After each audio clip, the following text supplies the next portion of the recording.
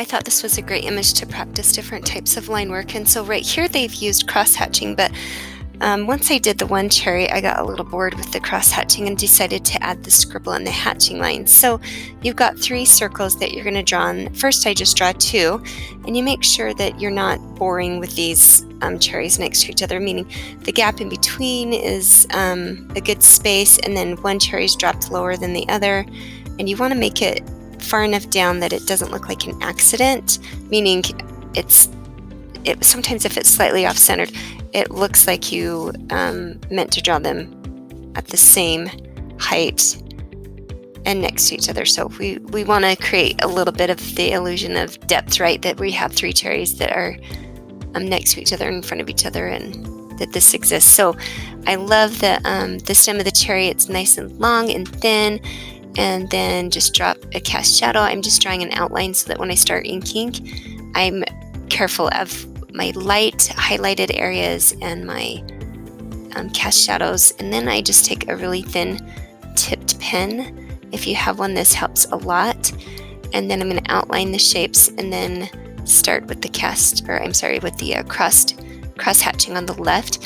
And really it's just very patient short strokes and long strokes, and strokes that are wider apart give the lighter value, and strokes that are closer together and overlapping and layering a lot give the darker values. But you really have to be careful with ink because there's no going back, right? So I just go slow and then constantly looking at my reference picture for correct values of darks and mediums and lights. And then also, when you have a rounded object, you want to be careful that you create that rounded shape. And so notice how when I add my cross-hatching lines, that I'm going in the shape of the circle to create a sphere-like shape, that it's believable. And then I don't want a heavy outline, but I also don't want those little cross-hatch lines to go outside the lines either.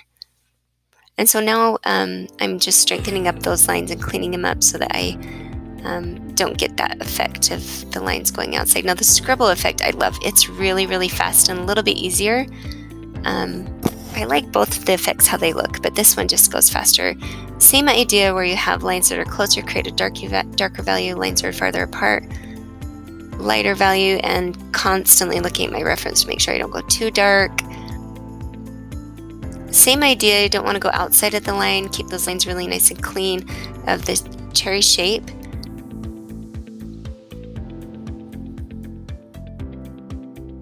And just work really slow to help. Now, I thought it needed the 3rd cherry, and I liked the idea of adding hatching. Hatching is different than cross-hatching because you're not having lines that go vertical and horizontal.